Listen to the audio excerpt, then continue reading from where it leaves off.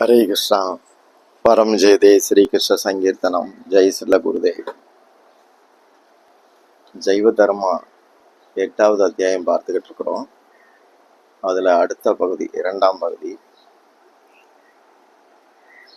100 வயது உள்ள ஒரு பாபாஜி மகாராஜ், ஹரிதாஸ் பாபாஜின்னு பேர்.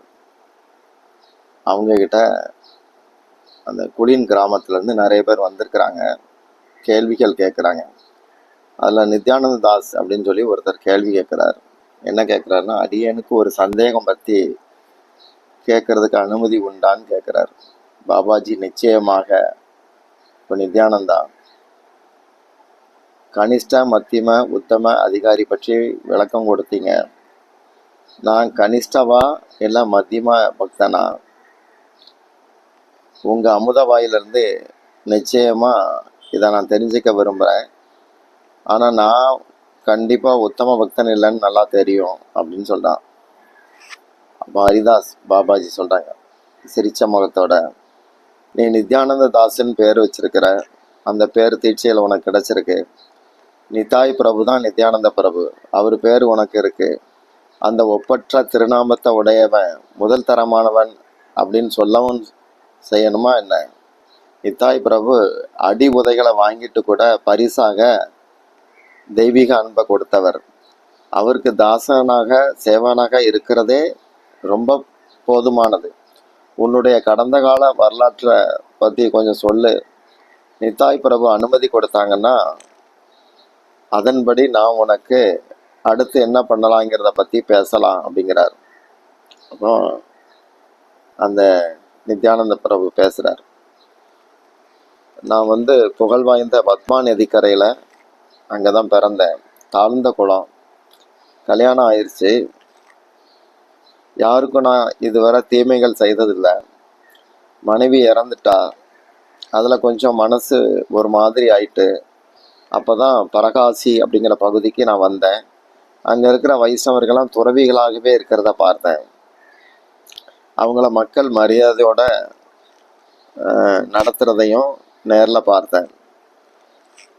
எனக்கு ஏற்கனவே மன உளைச்சல் இருந்தது, மனைவியை பிரிந்த சோகம் வேற இருந்தது.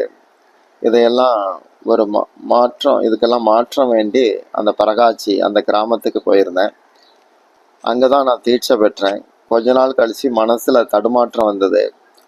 என் கூட இருந்த வைஷ்ணவர் ரொம்ப ரொம்ப உயர்ந்த மகான். இப்போ அவர் பிருந்தாவனத்துக்கு போயிருக்கிறார். அவர் தான் என்னை புனிதப்படுத்தினார். அவருடைய சகவாசம் கிடைச்ச பிறகு தினமும் 1,00,000 நாமங்கள் சொல்ல ஆரம்பித்தேன். பகவானுடைய நாமமும் பகவானும் வேற வேற இல்லை அப்படிங்கிறத எனக்கு அவர் தான் நல்லா உணர்த்தினார். சாஸ்திரப்படி ஏகாதசி விரதம் நான் இருக்கிறது உண்டு. துவாதசிக்கு தினமும் முறையாக அதையும் நான் கடைப்பிடிக்கிறேன். தினமும் துளசிக்கு நீர் வார்த்து பூஜிக்கிறேன். அடியார்கள் கீர்த்தனம் செய்கிற இடத்துல உற்சாகத்தோடு கலந்துக்கிட்டு அந்த பக்தருடைய பாத தூளிகளை என்னுடைய தலையில் வச்சுக்கிறேன். அவங்களுடைய வேர்வப்பட்ட நீராஞ்சனத்தை என்னுடைய சிரசில் தரிக்கிறேன். சைத்தன்ய மங்களம் அப்படிங்கிற கிரந்தத்தை தினமும் பாராயணம் பண்ணிக்கிட்டு இருக்கிறேன். இப்போ எனக்கு உணவு, உடைகள் இதுகளெல்லாம் நாட்டம் சுத்தமாக கிடையாது. அதே போல் வைஷ்ணவத்துக்கு அப்பாற்பட்ட விஷயங்களை கேட்குற போது எனக்கு அதில் ஆர்வம் இல்லை. ஜுரம் வந்த மாதிரி ஆயிரும். பிற வைஷ்ணவர்கள் பிரேமையோடு நடந்துக்கிட்டாங்கன்னா அங்கே நான் அங்க பிரதர்சனமே பண்ணுவேன். இப்போ சொல்லுங்க, நான் எந்த விதமான பக்தன், நான் எப்படி நடந்துக்கணும் அப்படின்னு கேட்குறார் நித்யானந்த தாஸ். அப்போ ஹரிதாஸ் பாபாஜி பக்கத்தில் இருந்த வைஷ்ணவதாஸ் பாபாஜியை பார்த்து, இவரை என்ன மாதிரி நீங்கள் கணிக்கிறீங்க அப்படின்னு கேட்டார். அப்போ வைஷ்ணவதாஸ் சொல்கிறாங்க, மத்தியம பக்தர் இவர் அப்படிங்கிறார். ஹரிதாஸ், நானும் அதைத்தான் சொல்ல நினைச்சேன் அப்படிங்கிறார். அப்போ நித்யானந்த தாஸ், உங்களுடைய புனிதமான திருவாயினால் இதை நான் கேட்குறேன். நான் உத்தம நிலை பெறதுக்கு என்னை ஆசீர்வாதம் பண்ணுங்க அப்படிங்கிறார். அப்போ வைஷ்ணவதாஸ் சொல்கிறாங்க, நீ தீட்சை பெற்ற போது ஓரளவு பக்குவத்தோடு இருந்த மாதிரி இருந்த. பிறகு பேர் புகழ் ஆசை உனக்குள்ளே வந்துருச்சு. உலகத்தில் ஒரு சுய கௌரவம் அப்படிங்கிற நினப்புக்கு நீ ஆட்பட்ட. மற்ற பக்தர்கள் விஷயங்களையும் தேவையில்லாமல் மூக்க நுழைச்ச. இதனால் ஒரு ஒரு தொய்வு உனக்கு ஏற்பட்டுச்சு. காலப்போக்கில் நீயாகவே புரிஞ்சுக்கிட்டு திருத்திக்கிட்ட. இதனால் வைஷ்ணவனுடைய ஆசீர்வாதமும் கிடைச்சது. படிப்படியாக முன்னேறிக்கிட்டு இருக்கிற அப்படிங்கிறார். அப்போ நித்யானந்த தாஸ் சொல்கிறாங்க, பேர் புகழ் ஆசை எனக்குள்ள இன்னமும் ஒரு ஓரமாக மறைஞ்சு தான் கிடக்குது அப்படிங்கிறார். வைஷ்ணவதாஸ் சொல்கிறாங்க, கவனமாக அதை களைஞ்சிரு. இல்லாட்டி எந்த சமயத்திலும் அது உனக்கு கேடு தரும். அந்த கேடு பக்தியை கரைச்சிரும். வைஷ்ணவம் காமம் கோபம் இதுக்கு இடம் தரக்கூடாது. இதை கொஞ்சம் கொஞ்சமாக தான் இதை சாகடிக்க முடியும். துக்கத்தில் கடல் அளவுக்கு கண்ணீர் வரலாம். ஆனால் பிரேமில் வரக்கூடிய ஒரு துளி கண்ணீர் இருக்க, அது முன்னாடி அந்த கடல் ஒன்றுமற்றது. நித்யானந்த தாஸ் இப்படி பேசிகிட்டு இருக்கிற போது நித்யானந்த தாஸ் எழுந்து ஹரிதாஸ் பாபாஜியுடைய பாதத்தொடிகளை தடவி தலையில் வைக்கிறார். என்கிட்ட இறக்கம் காட்டுகன்னு கண்கலங்கி சொல்கிறார். பாபாஜி அவரை ஒரு பக்கமாக அணைச்சி பிடிக்கிறார். அப்போ நித்யானந்த தாஸ், உங்களை மாதிரி புனிதமானவங்களோட இருக்கிறதே எனக்கு பெரிய ஆனந்தம் அப்படின்னு சொல்லி கண்ணீர் வடிக்கிறார். எனக்கு நீங்கள் தான் வழிகாட்டி, பக்தியின் அடையாளங்களை எனக்கு சொல்லித்தாங்க, வைஷ்ணவர்களை பற்றி இன்னும் சொல்லுங்க அப்படிங்கிறார். அப்போ ஹரிதாஸ் பேசுகிறாங்க, கடவுளுடைய நித்திய தன்மையில் நம்பிக்கை வச்சுக்கிட்டு அவரை வணங்குறது ஒரு வைஷ்ணவனுடைய கடமை. அடுத்து பக்தியோட செயல்படுறது, கதை கேட்கறது, நாமஜபம் பண்ணுறது, பகவானுடைய கிருபையை நினைச்சபடியே இருக்கிறது, இதெல்லாம் பக்தியின் அடுத்த அடையாளங்கள். ஒரு சாதாரண பக்தனுக்கு பூரண பக்தியின் இயல்புகள் நிச்சயமாக தெரியாது. சத்சங்கம், நாமஜபம் இதுதான் சுத்த பக்தியின் முதலும் முடிவும். அதனால் அதுதான் உணர்த்தும். இதற்கான செயல்பாடுகள் அல்லது அதன் விளைவுகள் இல்லாத பக்தர்கள் இரண்டாம் தர பக்தர்கள்னு சொல்லலாம். என்னை மதிக்கணும் அப்படிங்கிற ஆசை, அவங்கள ஏன் நான் மதிக்கணும் அப்படிங்கிற மனப்பாங்கு, அதுக்குண்டான மாதிரி நடத்த ஒருத்தரை இதை என்ன பண்ணுன்னா தரன்னு கீழே கொண்டு போய் விட்டுரும். பக்தியின் தரம் அவங்களுக்கு குறையிற போது மத்தியமத்திலேருந்து கனிஷ்ட நிலைக்கு கூட போயிடுவாங்க. உள்ளத்தில் காமம், கோபம், பொறாமை, கர்வம், மயக்கம் இந்த 6 பகைவர்களும் போயிட்டா கூட இந்த சுய கௌரவம் அப்படிங்கிற ஆசை இருக்க, அது பத்திரமா இருக்கும். ஆன்மீக சாதகர்களை இது எப்போவுமே கவனிச்சுக்கிட்டே இருக்கும். இந்த நான் தான் பெருசு அப்படிங்கிற கர்வம் அப்படி கவனிச்சுக்கிட்டே இருக்கும். பகவானுடைய ரூபத்தில் நம்பிக்கை, அதன்படியான விக்கிரக வழிபாடு, இந்த 2 குணங்களும் கனிஷ்ட வைஷ்ணவருடைய முதன்மை குணங்கள். பகவானை பற்றி கேட்கறது, கீர்த்தனம் பண்ணுறது, நினைக்கிறது, பிரார்த்திக்கிறது, இந்த குணங்களும் கனிஷ்ட பக்தனுக்கு வரும். ஆனால் இது அவனுடைய 2ஆம் தர பண்புகள் அப்படின்னார். அப்போ நித்யானந்த தாஸ், ஏன் அதை 2ஆம் தரம்னு சொல்கிறீங்க? ஹரிதாஸ் சொல்கிறாங்க, ஏன்னா சுத்த பக்தியின் அங்கங்களான சிரவணம், கீர்த்தனம், ஸ்மரணம் இந்த மாதிரியான தன்மைகள் கனிஷ்ட பக்தனுக்கு வெளியே இருந்தது செய்யப்படுது. உள்ளார்ந்த சுபாவமாக அது இன்னும் படிஞ்சிருக்காது. ஏன்னா அவர் முக்குணங்களுடைய செல்வாக்குக்கு ஆட்பட்டு தான் இருக்கிறார். அவர் விடுபட்டு இருந்தால் மேற்சொன்ன சிரவணம் முதலானதுகள் சுத்த பக்தியின் அங்கங்களாக மாறிடும். அப்போ நித்யானந்த தாஸ் கேட்குறாங்க, சாதாரண வைஷ்ணவனுடைய செயல்களில் கர்ம ஞான குறைபாடுகள் இருக்கும்.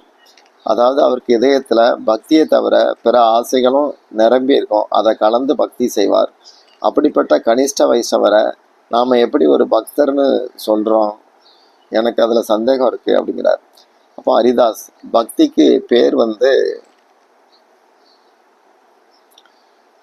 ஆரம்பத்திலே தரப்பட்டது, பக்தன் அப்படிங்கிற பேர் தரப்பட்டது. ஆனால் இதுக்கு அஸ்திவாரம் நாமந்தான், ஹரிநாமந்தான். ஆனால் இதுக்கு வேர் ஸ்ரத்தா, நம்பிக்கை தான் வேர். ஸ்ரத்தா இருந்தால் மட்டுமே பக்தி செய்யக்கூடிய தகுதிகளை ஒருத்தன் பெற முடியும். அப்போ நித்யானந்த தாஸ், சரி தகுதி வரும், பக்தியை எப்போ அவர் அடைகிறார் அப்படின்னு கேட்குறார். ஹரிதாஸ் சொன்னாங்க, கர்ம ஞான கலப்பு அப்படிங்கிற களங்கங்கள் போய்விட்டால் சுத்த பக்தி அப்படி வர ஆரம்பிக்கும்.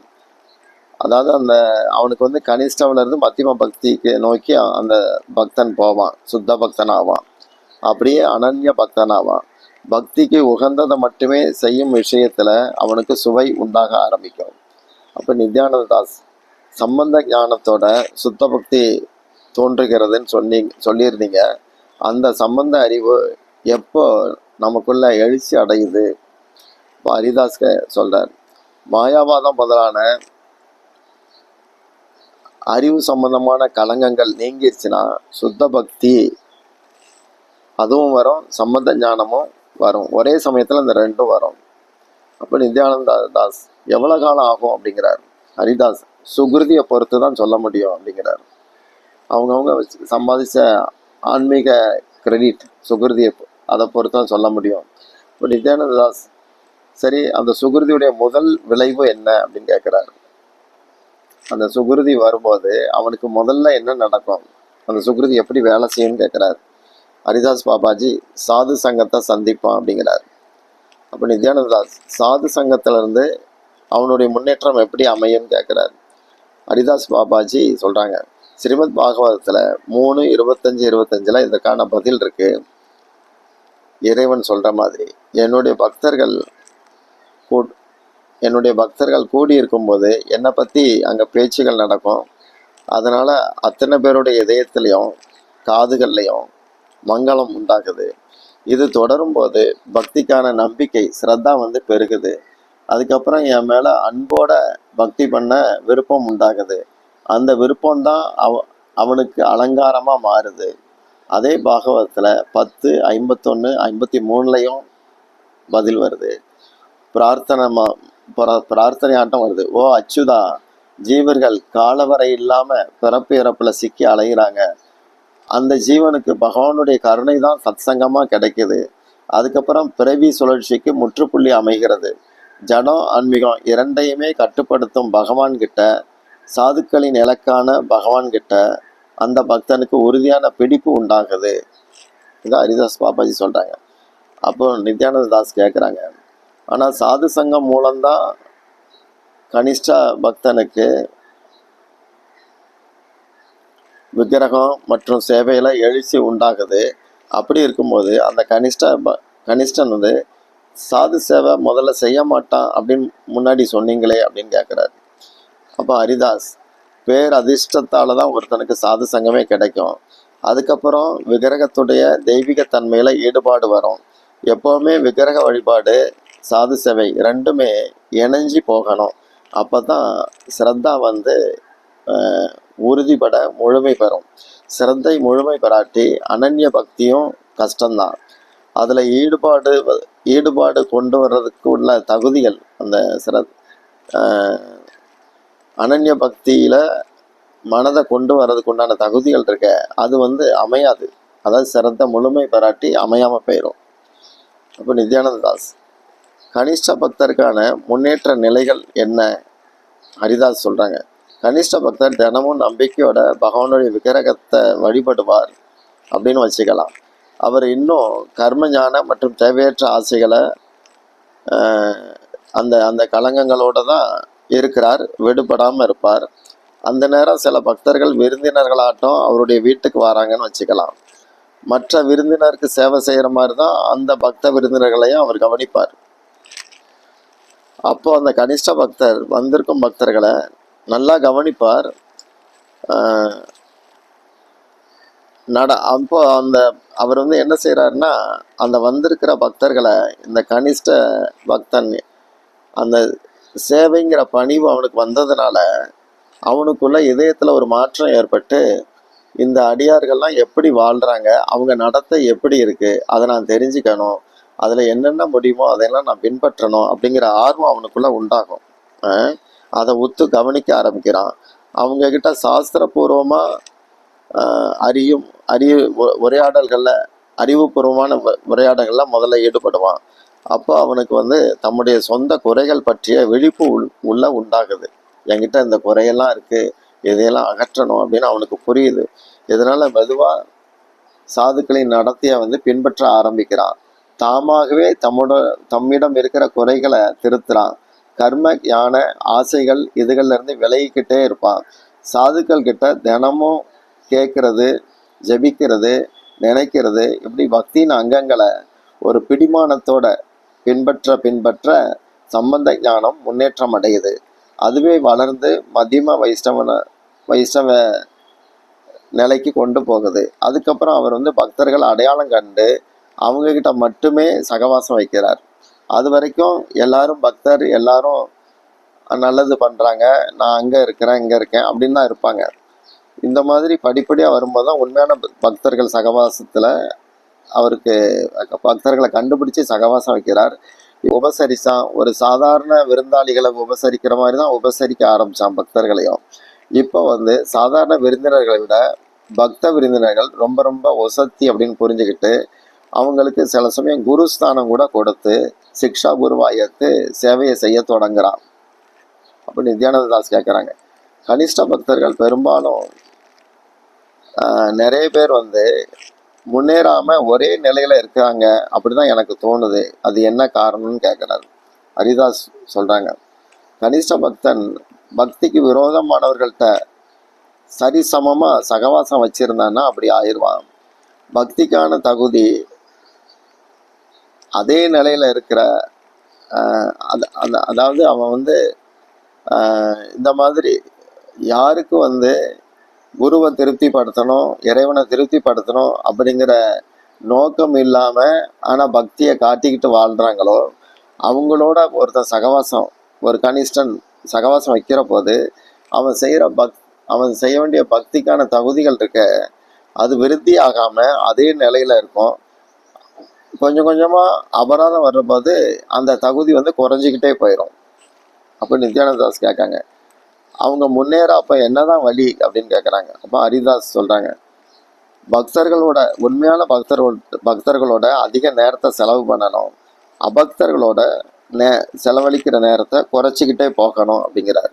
அப்போ நித்யானந்த தாஸ் கேட்குறாங்க, புண்ணிய செயல்கள் பாப செயல்கள் இதுகளோட கனிஷ்ட அதிகாரி எப்படி நடந்துக்கிறான், அதாவது புண்ணியம் பாவ ரெண்டு விதமான செயல்கள் இருக்க, கனிஷ்ட அதிகாரியுடைய நிலை இந்த ரெண்டோட அவனுக்கு எப்படி அமையுதுன்னு கேட்குறான். நித்யானந்த தாஸ் கேட்குறார். ஹரிதாஸ் சொல்றாங்க, ஆரம்பத்துல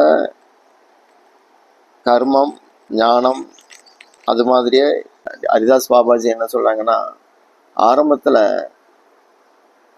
கர்மிகள் ஞானிகள் அவங்கள மாதிரியே தான் இந்த கனிஷ்ட பக்தர்களும் புண்ணிய பாவ செயல்களோட தொடர்புல இருப்பாங்க. ஆனா பக்தியில அவங்க முன்னேற இந்த மனப்பாங்குகள் தாமாகவே நீங்குது.